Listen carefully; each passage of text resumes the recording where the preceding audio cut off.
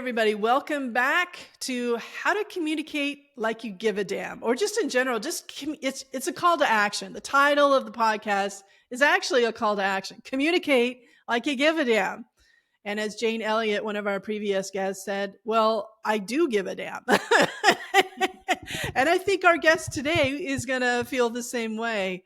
I have Mercy here, and I'm going to step aside and let her introduce herself in just a second. But it's kind of a fun backstory. Like, I was speaking at PRSA Icon in October of 2023. And I co-presented with Anita Ford Sanders, who's also been a guest on Communicate Like You Give a Damn. So check out that episode if you'd like to hear more about what we talked about. But we co-facilitated this session at the end when we were handing out books, because Anita provided a testimonial in the book. Mercy walked up and she handed me her card, and I saw the name of her company. I went, wait, stop.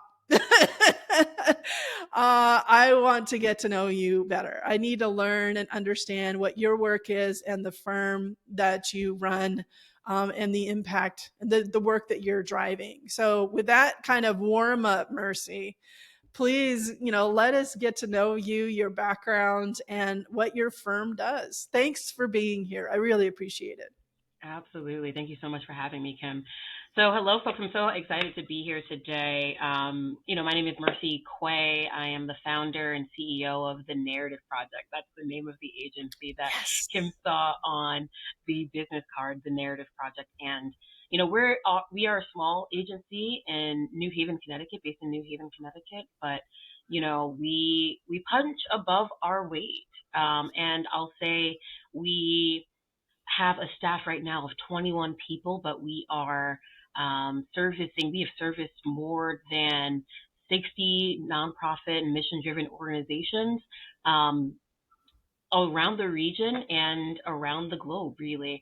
And so there have been organizations like ACLU Connecticut here in our state, and the Human Rights Funders Network that had offices in Columbia and in New York, and Planned Parenthood, organizations with names that you're familiar with, but then organizations who are sort of smaller and looking at ways to get impactful work done around the state. Organizations like the Connecticut Voices for Children, who played an integral part for getting baby bonds passed here in the state, or CONCAT, the Connecticut Council for Arts and Technology, or ConCorp, their sister organization, the Connecticut Community Outreach and Revitalization Program. And so organizations that are really interested in making impact on the ground and across the state. And so we punch above our class, even though we are a agency that's just 5 years old and having a staff of 21 people. And a lot of people, when they see the name of The Narrative Project, they're really interested in, how did you come up with that? Because, from the industry, narrative is something we talk about all the time, but the name The Narrative Project, it feels so obvious. Like, why didn't anyone else come up with that? Right? You're probably shocked when you went in to search the URL. It's like, that is really still available. That's available? Really? And so I like to tell this story about how we came about. In 2015, I was working full-time as a communications associate with the Connecticut Coalition for Achievement Now. And if anyone is familiar with the 50 CAN family of nonprofit organizations working for education advocacy, CONCAN was the first of the 50 CAN organizations. And so I was spearheading communications for that organization, and I believe that was the year that Eric Garner was killed by police officers in New York.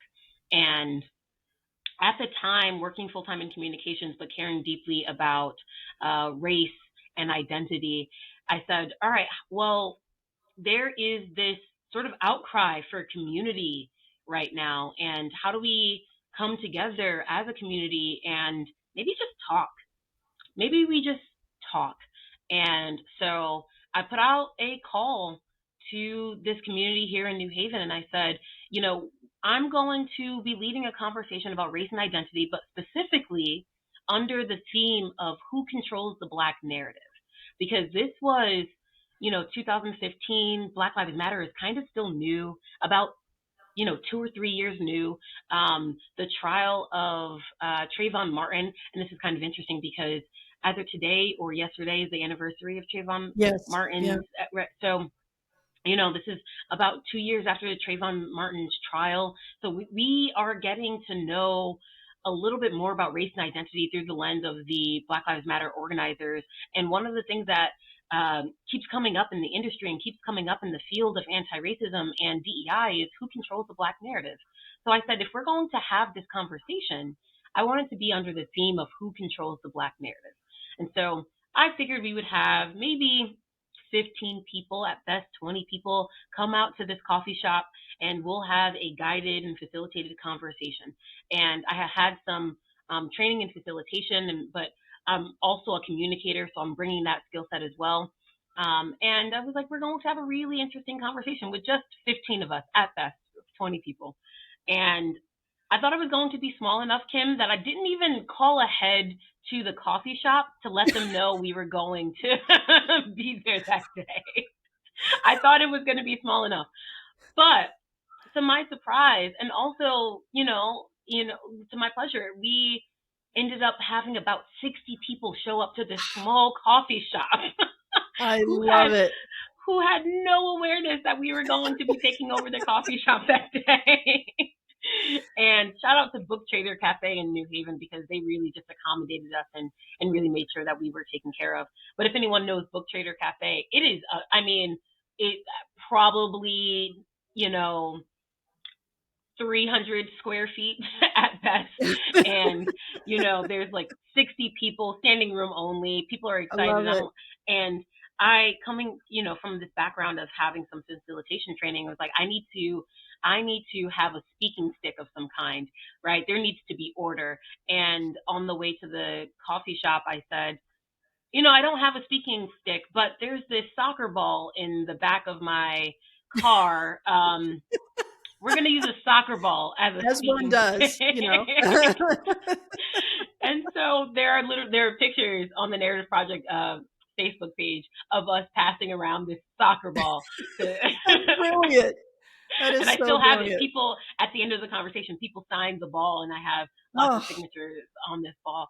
And so we start off with this conversation. It's a really, really diverse group of people. I mean, we've got folks from all walks of life just here to talk about who controls the Black narrative. And, I'm facilitating this conversation. We have some really cool themes come up.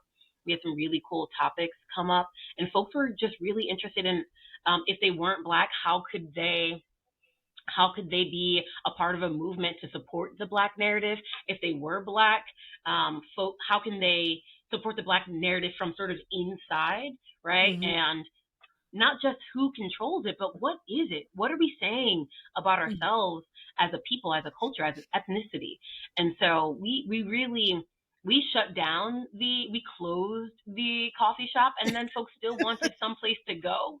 And so we were standing outside of the Yale Center for British Art and just having this continued conversation where people were eager to continue talking.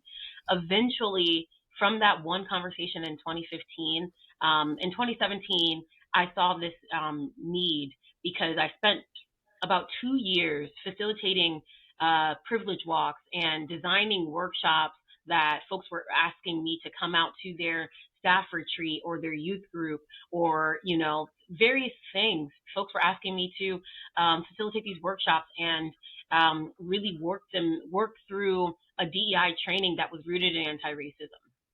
And this is before 2020, so the word anti-racism was sort of new and budding. And so folks were familiar with DEI, but not as familiar with anti-racism. So I'm going from place to place. And in my 9 to 5, I'm doing communications, usually for nonprofits and mission-driven organizations. But from my 5 to 9, I'm facilitating these DEI and anti-racist workshops. So by time 27 comes around, I'm saying, all right, what I realize organizations really need isn't this one-day retreat or this half-day workshop what organizations really need is an integrated communications plan that situates DEI and anti-racism at the core of it, right? Because as a communicator, as a professional communicator and a public relations practitioner, I realize that communications, that's the bedrock for how we get things done in an organization. So if we integrate DEI and public relations into those communications plans, then what we have is something that can start to change narratives, right? Something that can start to move a needle, because we're not thinking about this as a one-day workshop, a half-day workshop, a staff retreat. We're thinking about this as a year-round initiative. And we're thinking about this as, here are key publics that we are interested in reaching throughout the year, and what do we have to do to reach them throughout the year.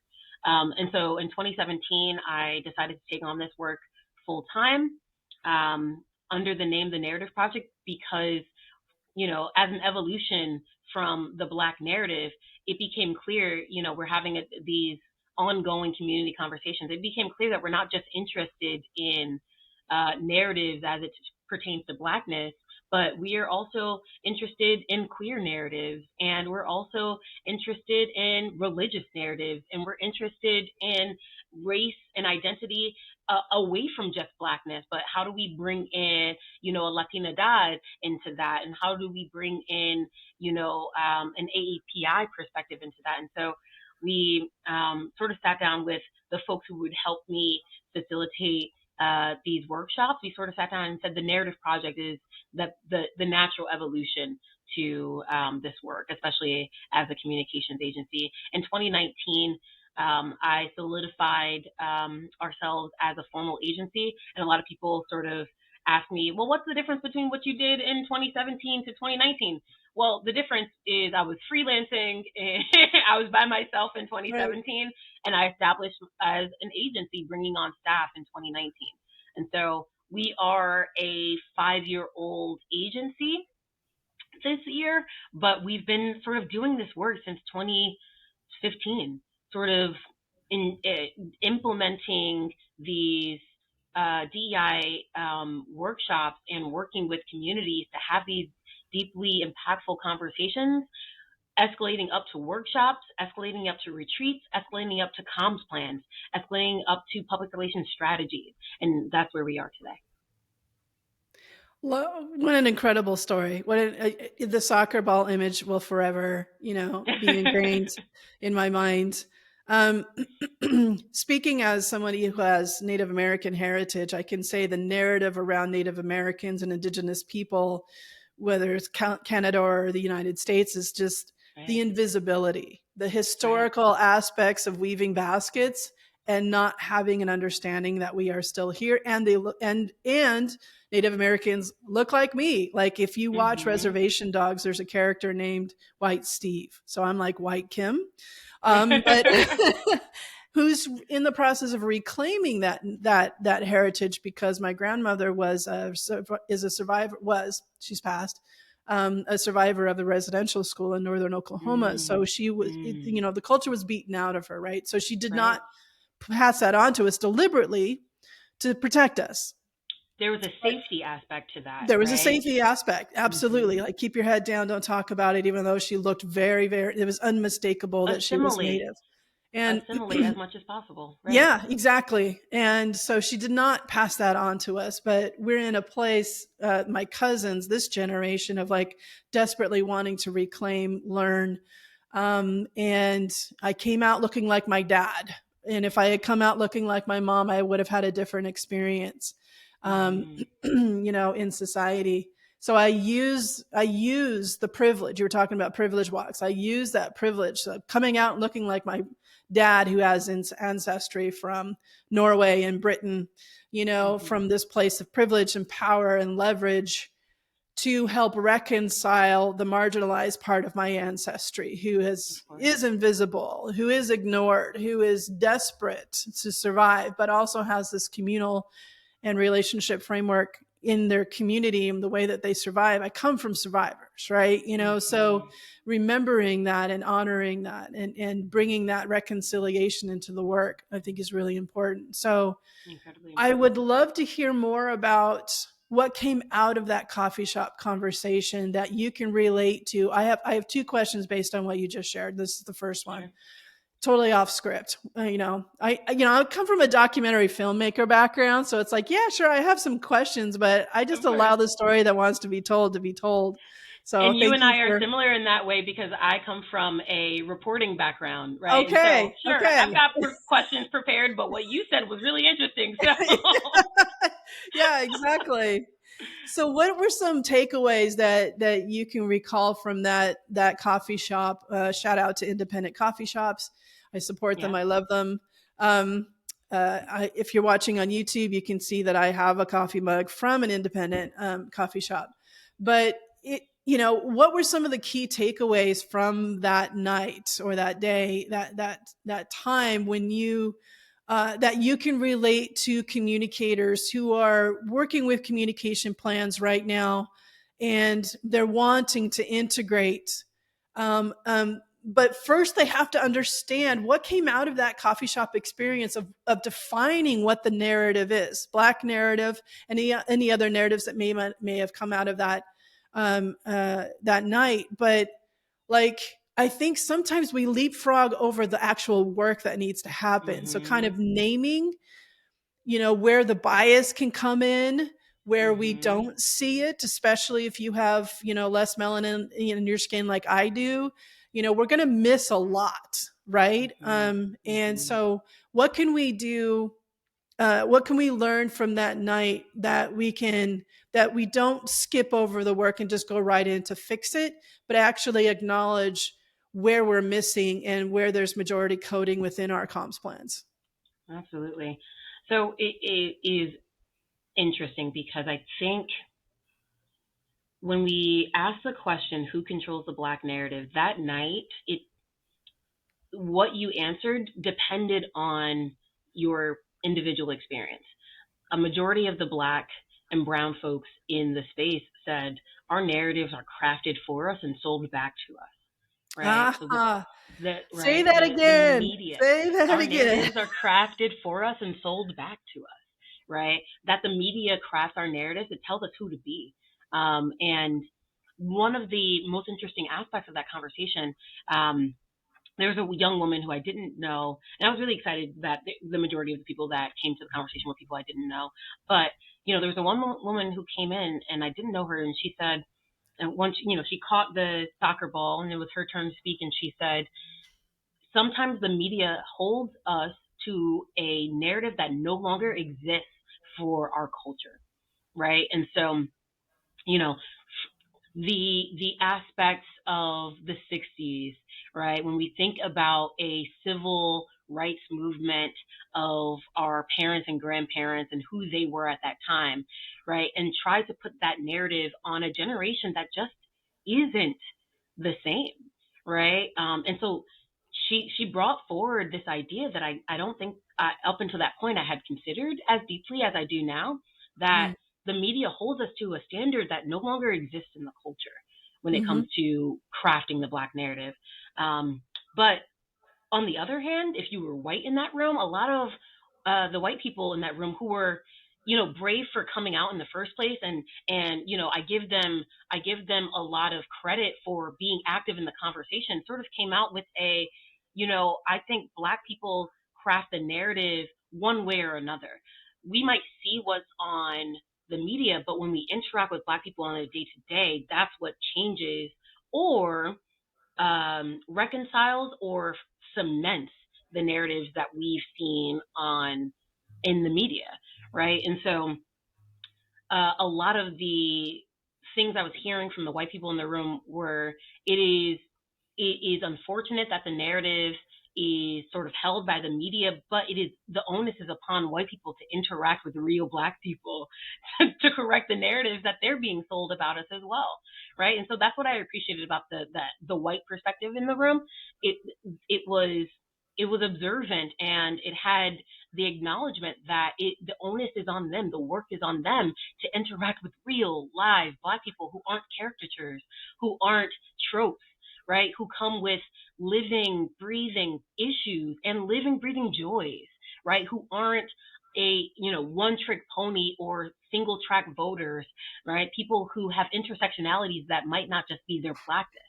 And so there was a dynamicism in that conversation that had conflict to it, but was reconciled at the end, to be this understanding that the the black narrative is multifaceted. The black narrative is not a monolith, and in order to understand it in its entirety, you need to diversify the types of black people you are involved Great. That is so great. It's and there's so much out there. Anything that Ava DuVernay does, Absolutely. Ibram X Kendi, has Stamped, Mm-hmm. recently released, on Netflix, and there's so much out there. It's just that we have no excuse, Yeah. to really be looking at and challenging our own understanding Mm-hmm. and giving ourselves access. Even if we live in a neighborhood that is primarily white and the church we go to is primarily white, we still have no excuse. Like, it Mm-hmm. just means that you have to be more intentional. Um, Mm-hmm. and as communicators, I feel it's really our role and responsibility to ensure that we have more of a broad understanding. And Absolutely. especially, we're recording this during Black History Month in the US. Mm-hmm. Mm-hmm. And so many communications miss and are superficial or performative, and often don't necessarily meet the needs of the community of why there's a Black History Month in the first place. Right. Right. So let's get a little deeper in this work that your firm does, the Narrative Project, in bringing in anti-racism as a part of the key movement of work, which is communications. What does Mm-hmm. that look like when you're working with, especially communicators or even others who are content creators? Like, what kind of things are you looking for them to do with their communications as it relates to kind of the output, like a Black History Month post or something Yeah. like that, with an anti-racist lens on it? What does that look like? And how do you show the benefit to communicators Mm-hmm. that this work is necessary, urgent, and it is theirs to do? Right. And you said a few things. You said output, and then you said, how do you show the benefit? Really, what we're talking about is how do you measure success? And that's what clients care most about, right? At the Narrative Project, we've done two things. As a starting point, when I was developing the company and I wanted us to be principled, I said, how can I take a practitioner with all of the ways that they've learned how to communicate, all of the ways that they've learned how to be a public relations practitioner? How can I take that person and slightly move the needle towards anti-racism? What can be the gradual thing that they do, perhaps on a daily basis? Because anti-racism is a practice; it's not an achievement. It's not a There's destination, no, right? I literally, Mercy, I have to tell you this real quick. I literally had a PR agency come to me and say, how do we win at DEI? Oh, First of all, it's not a game. it's not a game. This is people's We are not lives. playing. There's no But in trophy. addition to that, games end. That's the thinking there. Like, the game ends, and at the end you get the trophy and you get the accolades, and now you've won and you don't have to do it again. You can decide not to play the game again. That's not what DEI is. That's not what anti-racism is. It is a journey. It is not a destination. And so for me, one of the first things that I implemented is something that I call the narrative checklist. Mm, And it is sort of like PRSA's code of ethics, or sort of like, the Hippocratic Oath, do no harm. hmm It is the thing that when you put forward a campaign, I want the practitioner to go to this checklist and work through it, right? It is unlike the PRSA code of ethics in that the code of ethics doesn't mandate a working of it. You understand it and you adopt it, but you don't necessarily work with it. It is not a checklist, it's not a workshop. It's not a worksheet, right? You adopt it and that's great. But what I saw that was lacking was something that the practitioner can interact with and sort of interrogate. And so what the narrative checklist is, it starts with the question, is this necessary?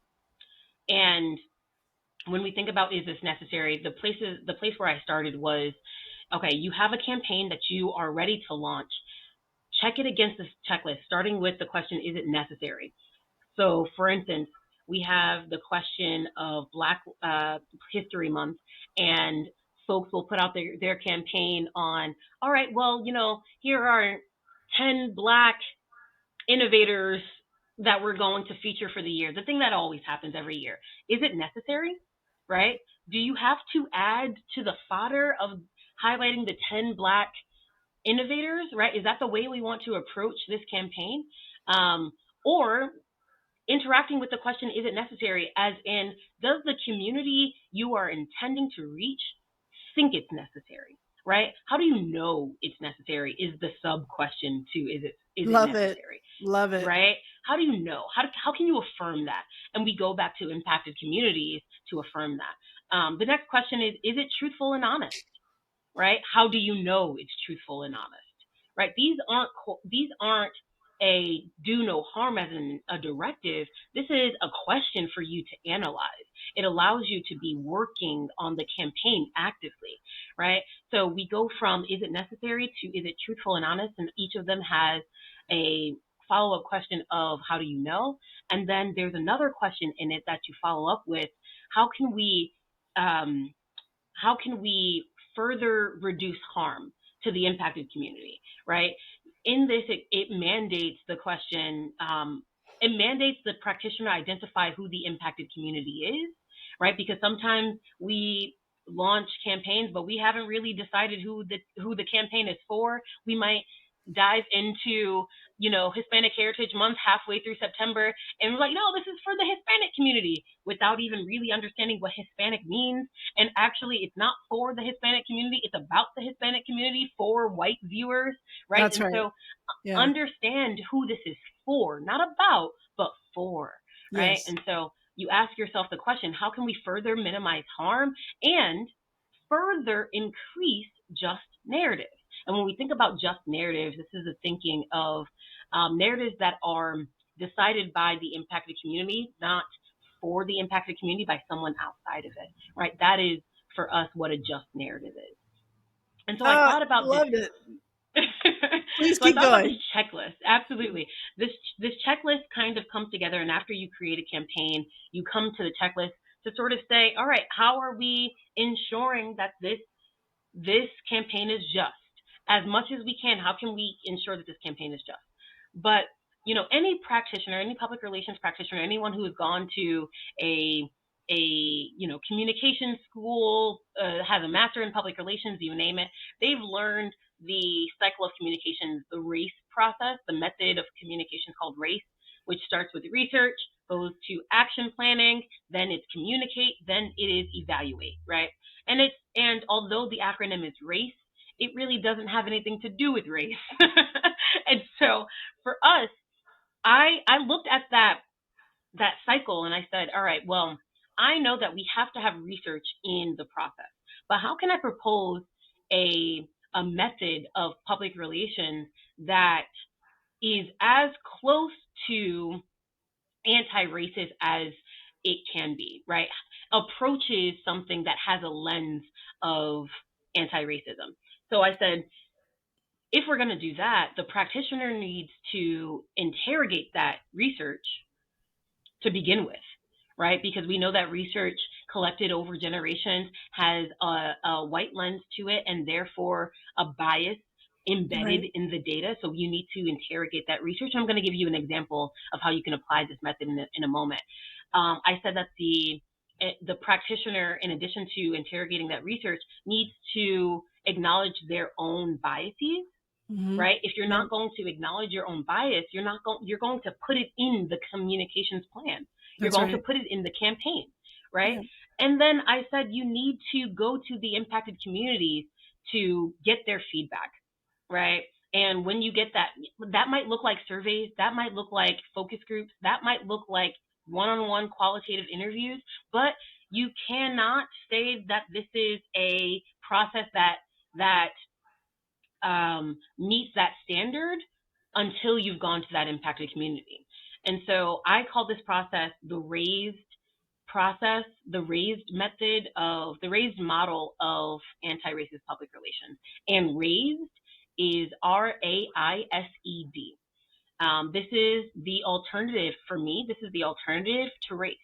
And it starts with research. It goes into action planning, but that A also stands for acknowledge, as in acknowledge your own biases, right? So after you execute that research, you're going to go into the action planning of the communications plan or the campaign, the video, whatever it might be. Then you're going to acknowledge your biases. What did I put into this that is a reflection of my own biases as a practitioner, right? As a queer person, as maybe a white person, my biases as a straight white cisgender male, right? What did I put into this that is baked into, and how can I take that out? Then after those two pieces are done, your research, your action planning, and your acknowledgement, then we go to the I, which is interrogate. You're going to interrogate the research, and then you're going to interrogate your plan. You're going to interrogate your biases and try to iron all those pieces out. From there, you're always improving the plan across the steps. After you get to that interrogation and you've completed that step, then you go to the S, which stands for sample. You're going to go to impacted communities, take a sampling of their feedback, right?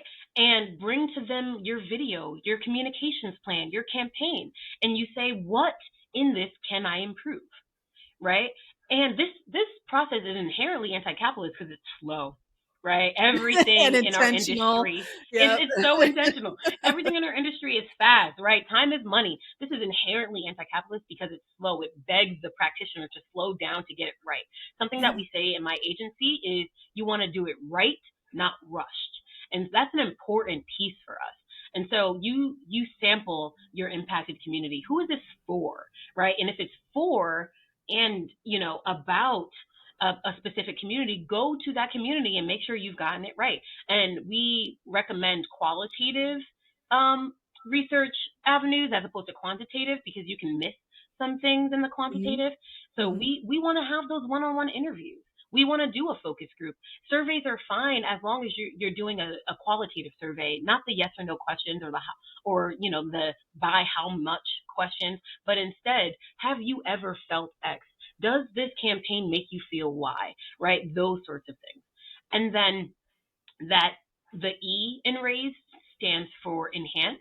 We want you to take the feedback that you got from the community and enhance your campaign, your communications plan, your video, your social media plan, whatever it is. We want you to enhance it based upon the feedback that you got from the community, and then finally deliver. Only after you've done these steps can you execute or deliver on that campaign. And so for us, we've developed this entire model that allows us to really gut check the campaign to see if we are in the direction of something that approximates anti-racist.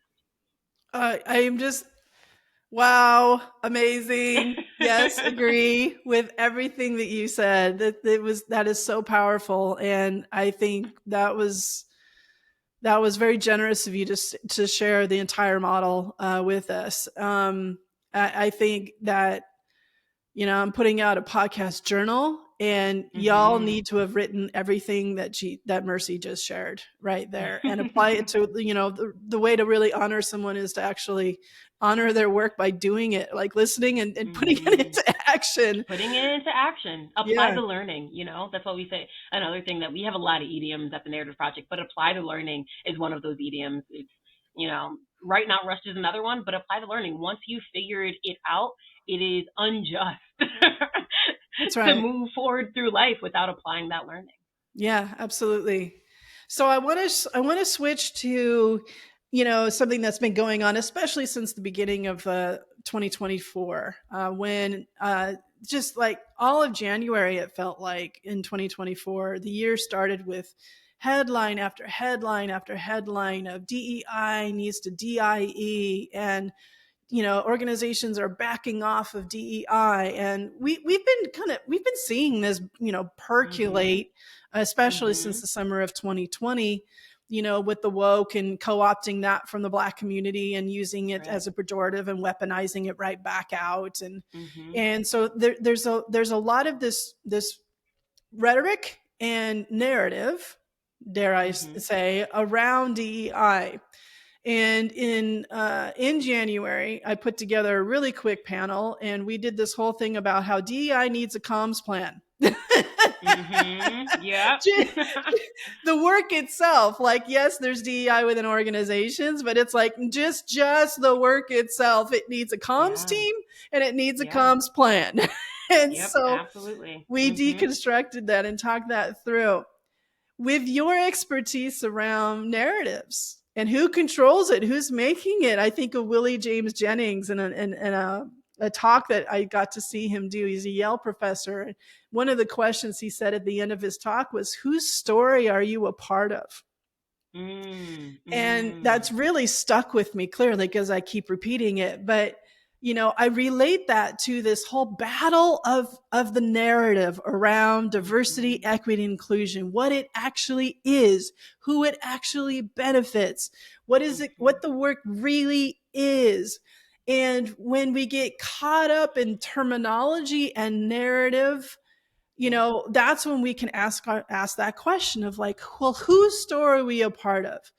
Are we going to be on the side of the billionaire bullies? Are we Right. going to cower? Are we going to, just quietly, shift them some things? Or are we going to be bold and say, we not only stand with, but we also withstand through the storms? So Mm-hmm. it's just like, we're Mm-hmm. just unequivocal about this. So Mm-hmm. it's these times of change that we're seeing society go through.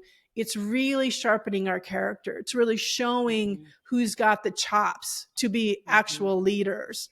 Mm-hmm. And so, but especially from a communication standpoint, who are those communication leaders who are helping define and clarify and provide that compelling vision and story about what DEI actually is in the midst of all this battle over what DEI is in the narrative, and weaponizing it. So I'd love Mm-hmm. your take from a narrative Yeah. process, of like, so what do we do with this, Mercy? Yeah. The backlash on DEI that we've seen as of late gives me a lot of hope. And Yeah. here's why. I I think of I think of the Fugitive Slave Act, right? I think of the Fugitive Slave Act because it was slavery's last stand after seeing, decades of uh, what we've been taught to refer to as escaped slaves, but I like to now refer to them as liberation seekers, right? Mm, Escaped slaves, liberation seekers. We at this point in the mid 1800s, we're talking about 1850, right before the war. We start to see the passage of the Fugitive Slave Act, and it is in response to liberation seekers getting their freedom, right? And droves of enslaved people leaving the plantations of the South, moving from the North, and not just settling in the North, but instead going all the way up to Canada. And so, what we see in response to this huge wave, and not just this wave from Black people, but a huge investment in liberation seeking and abolishment from white people, right? Suddenly there's a movement of abolitionists that don't just include, right, Blacks and Natives, but instead also include, and perhaps most impactfully for the time, white mothers, white women, white men, right, who are investing into this movement. So when you start to see sentiments change towards softening towards race, uh, the right responds with their biggest swing, and at that time it was the Fugitive Slave Act, which was which said that if you come across a Black person who you suspect of escaping their plantation, whether they're in the North or any right. you have an obligation to return them to their plantation. It was the most brutal legislation up until the point, because effectively up until that point, if you were lucky enough to, forge your own freedom in the North, you got to stay there. That was the promised land. If you reached Connecticut, if you passed the Mason-Dixon, you got your freedom. Now it's said, actually, the North is not a safe place. The North is not a safe place. You can't stop in Connecticut. You can't stop in New York or New Hampshire. You have to go all the way to Canada. You have to escape this country. So the reason I see the backlash towards DEI as hopeful now is because there's always a last stand. When you are making progress, the right has to respond with their biggest hit yet. And unfortunately, what we're seeing now is uninventive. DEI must DIE. Yep. It's uninventive. It's saying Yeah. It's Elon Musk saying that the reason for Alaska Airlines door malfunction is DEI. That's a huge jump. We can't make it make sense, because what you are no longer veiling your racism, right? It means that well-meaning white folk can't look to that rhetoric and say, oh, I believe in that, right? Well-meaning white folk will look to this narrative and say, wait, are you saying that there aren't any Black or brown people who are qualified to be pilots, that are qualified to be CEO? You're saying there aren't any? That is thinly veiled, not unveiled racism. And so now it forces a white population to decide, am I a bigot? Suddenly, am I a bigot? So I think it'll backfire on the individuals who are utilizing DEI or woke language and weaponizing it back against the movement. I think it'll backfire because, there's an entire group. I think of my in-laws who are from Wyoming, Colorado, and Montana. And I use that as a bit of a dog whistle because Wyoming is where they make white people. And then they ship them out to different places, right? And so my in-laws are white folk who are hardworking individuals, and who, when confronted with really bigoted language, aren't going to side with a right political wing that can use bigoted language to try to reach out to them. They're going to say, all right, maybe I don't see color, but right, well-meaning white folk don't see color, right? Of course. Maybe I don't see color, but I can actually see through your thinly veiled racism. And I can actually say that my daughter-in-law is this, or, not even my daughter-in-law, the person that comes to my church is X, and a hardworking person just like I am. And if you're saying that he's not qualified, then I must not be qualified, and I can see right through that. And so I think it's going to backfire. I think that people who are on the fence when it comes to racial dynamics will start to lean more left because they don't see themselves as bigots. They can't see themselves as outright racist, and it'll backfire for that reason.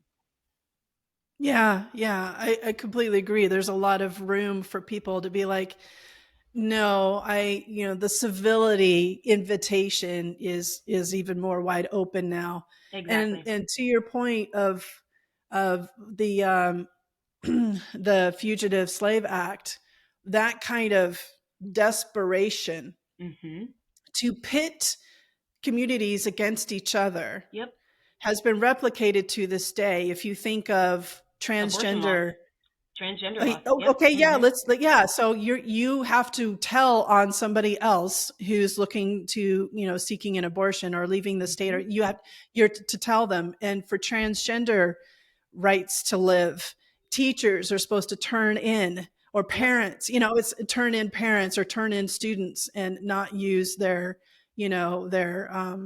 pronouns, etc. So there's this law, this idea of putting laws in place where we turn on each other, and the fear of, if I don't, it's also like interracial marriage as well. So it's just like there's just this playbook that continues to show up. And if history has taught us accurate history, if history has taught us anything, when we learn through it, it's just like, and the beat and the drum keeps beating, so it's like we keep moving forward. And so the more and more we can recognize where we are being purposefully pitted against each other. And we're seeing this in the workforce, where there's a lot of commentary that can come out of employees on an internal, messaging dashboards and whatnot. Mm-hmm. Yammer, Slack, whatever it may be. We're seeing this division, which throughout the year of 2024 is likely going to increase as we get closer to the presidential election. Absolutely. So if we're not preparing our cultures for this and recognizing that each other, your colleagues, Mm-hmm. melanated, straight, gay, women, with disabilities, we are not each other's enemies. Right. We are not the enemy. Right. And we cannot the gig is up. We're not falling for that. And so seeing through these purposeful constructs to pit us against each other Mm-hmm. based on fear when it is not serving anyone. Right. It's actually increasing fear. We just can't stand for it. We can't Right. we We can't can't stand for it. And uphold it. I think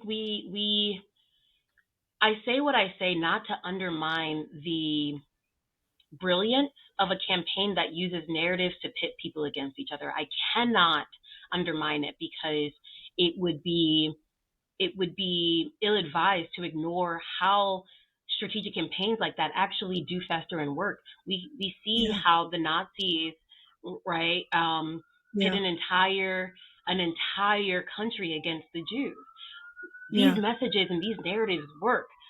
But I think what ends up happening is if the pendulum swings too quickly, you have people who are moderate and in the middle who are otherwise decent people who can't see themselves being bigoted, right? And once we are able to, on our side, name things like bigoted, go away from just using the word racist, but use bigoted and define bigoted, right? Define racist as structural, systemic, absolutely. But who are we as individuals, right? Who can you be? Who do you see? How do we see racism materialize in an individual? That's bigotry, right? If we can name those things and give people an example of what not to be, but also, and probably more importantly, an example of what to be, I Yeah. think what we can do is change around an entire culture, community, nation to a direction that is more just and anti-racist. And all anyone is looking for is freedom and liberation, to go back Exactly. to the beginning of your example. Exactly. And so, yeah, you're free to not understand transgender people. You are not free to take away their rights to health, life, Absolutely. opportunity. So that's the line that That you we cannot don't cross. get to cross. Yeah. Mm-hmm. So, oh my gosh, we could keep talking and talking and talking. And I love this. And there's already projects I'm thinking of that are brewing that I want to partner with you on, Mercy. So I really Absolutely. encourage people who are, communication practitioners, who are PR agencies, branding agencies, the anti-racism, talking about anti-racism. How do you have an anti-racist lens on your communications plans, on your strategies, and on your narratives? That's what Mercy and the Narrative Project does. So I'm going to ask you this last question I ask every guest, and then I would love for you to share how people can get in contact with you and work with you, follow you. But what does it sound like and look like to communicate like you give a damn? Yeah. Um, it is avoiding pandering, and the only way to avoid pandering is to be incredibly authentic, right? I'm gonna show up, and I'm going to use the words that I've been, that have been ingrained in me from a child, and I'm going to relate to a community based upon who I am as a person. I'm not going to change that person, but the line that people, particularly politicians, cross into pandering, what's right before that is understanding, right? When you come into a community and you deeply understand that community, you don't have to speak the way they speak. You don't have to say you have hot sauce in your bag, right? You don't have to speak in front of, right? You don't have to do these things. You don't have to talk in front of a Black congregation and sing Amazing Grace or say, I don't feel no ways tied. I swear to you, Kim, if I see another white politicians in front of a Black congregation use the phrase, "I don't feel no ways tied." Yeah. Like, you We don't can't speak even like say it that. right. We Yeah. can't even say it right, you know? So you can understand a population without trying to appropriate, without trying to adopt their ways of speech, their candor. You don't have to do that. You can say, listen, I also watch X and I feel Y and Z, without somehow saying, you know, the saison that I have in my cabinet makes my fried chicken even. You don't have to do these things. Right. Understanding is a step right before pandering, right? And to communicate like you give a damn means give a damn about understanding populations that don't look like you. I love it. I loved your references. That was cracking me up. So, if you don't know what she's referring to, please look it up because you need to see it for yourself. The pandering, especially as it increases in a presidential election year, it's so obvious and it makes me sad. Because we're missing the point, and that's when we're dipping into performative. And Exactly. this is where language leads to behavior, and yeah, so much. Okay, so what's your website and how can people contact you? So again, I was so surprised that this domain name wasn't taken. It is thenarrativeproject.com. You can find us just by using the name. If you search the Narrative Project Public Relations Agency, will also come up, but you can find us on Facebook, Instagram, and Threads. We have divested from Twitter, at the Narrative Project on all three of those channels. And I am looking forward to meeting you, speaking with you, and figuring out how we can forge a more just society together. Yes, beautiful, beautiful. Please reach out to Mercy, follow her, sign up. I assume you have a newsletter or something people can subscribe to. Mm-hmm. Yeah, it's called beautiful, beautiful. Yes, we have divested from X as soon as the ownership transfer happened that April. So this was a real pleasure, a real honor to listen to the work that you do, the impact that you have. I love that you came up through communications. You understand what we as practitioners, as well as agency folks, kind of the pressures, the performative system that we're put in. So you can understand and empathize. I get it. You've got these pressures. You've got white leaders who don't know what they're talking about. How do we strategically advise them through this? And there's a lot of things within our control, like your framework. That is something we can just do. We don't have to get permission. Exactly. There's no budget attached to Nothing. it. It's like, it's there. Start doing it. Start there. But get deeper into the work with Mercy. Bring her and her team in and get deeper into the work and have that lens on your communication strategies moving forward. Any last words, Mercy? No last words. If you want to learn more about, I'll just say, if you want to learn more about the raised model of public relations, you can find that on our website. And if you are interested, if you're a nonprofit organization and you're interested in applying this to your work, please reach out to us and we'll help you do so. Wonderful. Thank you. I'm glad you are alive. I'm glad that you are doing the work that you do. And I look forward to continuing to learn from you. Thank you, Mercy, for being here. Thanks for having me, Kim. So what popped out to you from the conversation?